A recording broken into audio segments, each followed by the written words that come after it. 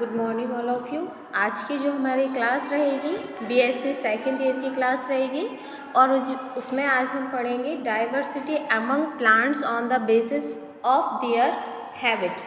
मतलब स्वभाव के आधार पर जो प्लांट्स हैं उनमें क्या क्या विभिन्नताएं पाई जाती हैं। मतलब स्वभाव के आधार पर पौधों में कौन कौन सी विशेषताएं हैं, विभिन्नताएं हैं, वो पाई जाती हैं। जैसा कि आप बोर्ड पे देख रहे होंगे, मैंने आपको डायग्राम ड्रॉ किया हुआ। फर्स्ट है आपका हर्ब्स, सेकंड है श्रब्स एंड थर्ड आप देख रहे होंगे कि ट्री जो है वो आपका दिया हुआ है।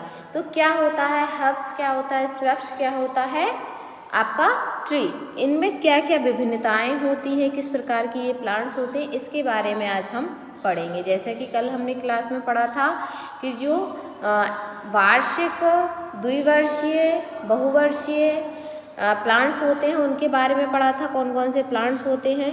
आज हम पढ़ेंगे ये जो स्वभाव के आधार पर जो प्लांट्स होते हैं उनमें कौन कौन सी विभिन्नताएं, विशेषताएं जो हैं वो पाई जाती हैं।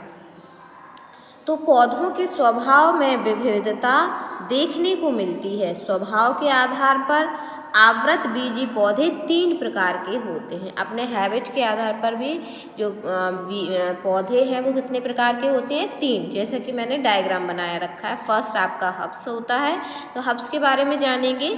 हब्स क्या होता है? हब्स का हिंदी में मतलब होता है शाख। ये कोमल हरे स्तंभ वाले छोटे पौधे होते हैं।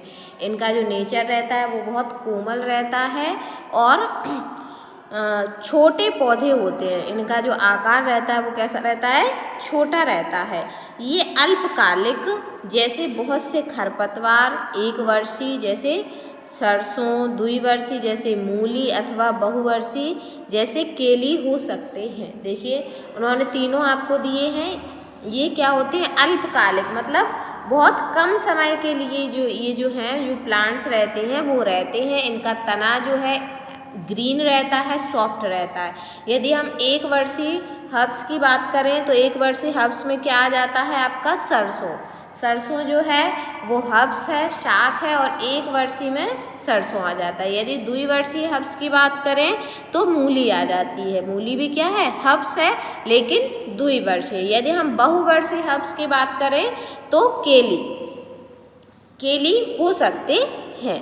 यदि हम श्रब्स की बात करें, दूसरा हमारा जो दिया है श्रब्स, ये मध्यम ऊंचाई के पौधे होते हैं। इनकी ऊंचाई जो क्या रहती है, मध्यम होती है। जैसे कि आप देख सकते हैं इनकी ऊंचाई जो है कम है, मतलब मीडियम है। यह मध्यम ऊंचाई के पौधे होते हैं। ये शाखों से ऊंचे तथा वृक्षों से छोटे होते हैं। ये जो हर्ब्स रहता है उससे तो ऊंचे रहते हैं लेकिन वृक्ष से क्या रहते हैं, छोटे होते हैं। इनके तने सख्त तथा वुडी होते हैं। इनके जो स्टेम रहता है वो कैसा रहता है, कठोर रहता है और वुडी मतलब उसमें लकड़ी जो है वो पाई जाती है। इन पौधों में भूमि की सतह से बहुत सी शाखाएं एक ही स्थान से निकलती हैं। जैसा कि आप डायग्राम में देख रहे होंगे, भूमि से बहुत सी शाखाएं निकल रही हैं, एक ही जगह से बहुत सी शाखाएं जो हैं, ब्रांच जो हैं वो निकलती हैं। और इनमें कोई एक मुख्य तना नहीं होता। इनमें कोई हम एक चीज़ को नहीं बोल सकते कि ये तना है।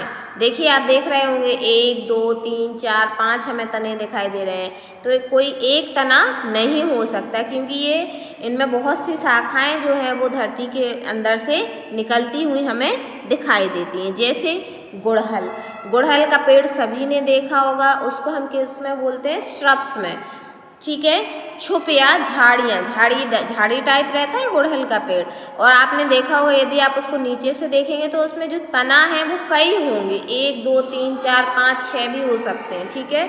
जितना पुराना प्लांट होगा उतने उसमें ज़्यादा तने होंगे। तो हम किसी एक को नहीं बोल सकते कि ये इसका तना है, ठीक है। जैसे और कौन सा हो सकता है आपका, गुड़हल हो सकता है, आड़ू हो सकता है, ठीक है। यदि हम वृक्ष की बात करें तो वृक्ष में क्या रहता है आपका, ये काष्ठीय तथा मोटे तने वाले होते हैं। बिल्कुल देख रहे होंगे आप डायग्राम में, ये काष्ठीय है और इनका तना जो है वो मोटा होता है। ये भूमि की सतह से कुछ ऊंचाई पर शाखित होते हैं।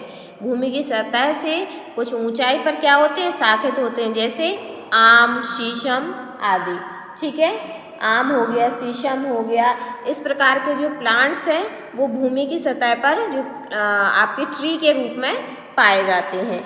यदि हम वृक्षों को उनके शाखन के आधार पर 4 श्रेणियों में बांटा गया। शाखन मतलब उनके ब्रांचिंग के आधार पर, उनमें जो ब्रांचेज रहती हैं वो उसके आधार पर भी इनको 4 भागों में बांटा गया। फर्स्ट है आपका कॉर्डेक्स। कॉर्डेक्स क्या होता है?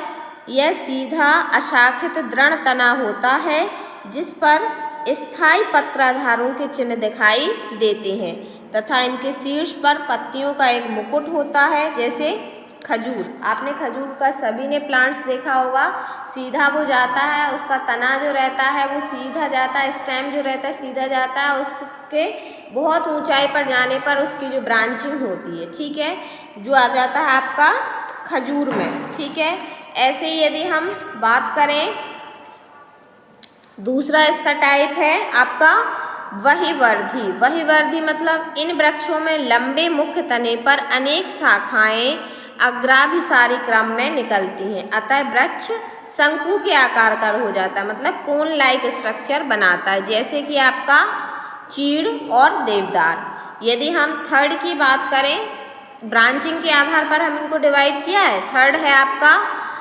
अधोवर्धी। अधोवर्धी इन वृक्षों की कक्ष कलिकाएं सक्रिय रूप से बड़ी बड़ी शाखाएं बनाती हैं। जो इनकी कलिकाएं रहती हैं वही इनकी क्या बनाती हैं? शाखाएं। ये शाखाएं फैलकर वृक्ष को एक गुम्बद का आकार दे देती हैं। जैसे बरगद, आपने बरगद में देखा होगा, इसके जो तने रहते हैं वही क्या करते हैं? ब्रांचिंग का काम करते हैं। कौन इसकी ब्रांचिंग का काम करती है और ये आकार में किस तरह से हो जाते हैं? एक गुम्बद के समान हो जाते हैं। गुम्बद आपका गोल गोल टाइप का बन जाता है। नेक्स्ट है आपका कलम। इन पौधों में पर्व संधि, पर्व संधि मैंने बताया था, नोड्स एंड इंटरनोड्स, मतलब जो स्टेम रहता है उसमें छोटी छोटी सी गांठ टाइप की बन जाती है, उन्हीं को हम क्या बोलते हैं? पर्व संधि या नोड्स कहते हैं।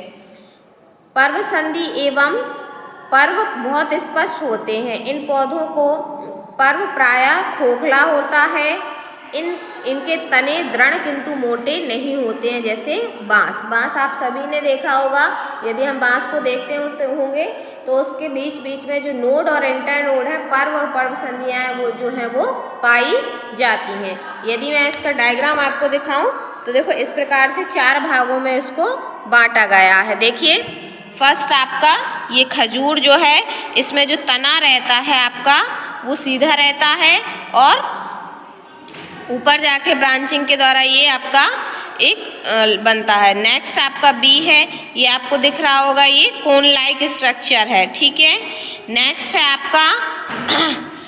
है आपका अधोवर्धी, मतलब इन वृक्षों की कलिकाएं सक्रिय रूप से बड़ी बड़ी शाखाएं, देखिए बड़ी बड़ी शाखाएं बना रही हैं सक्रिय रूप से।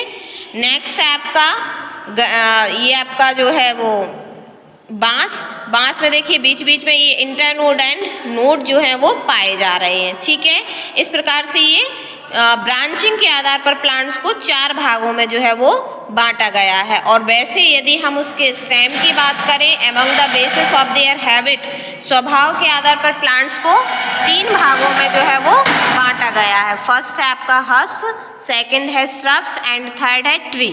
ठीक है, आज की क्लास में इतना ही। Thank you.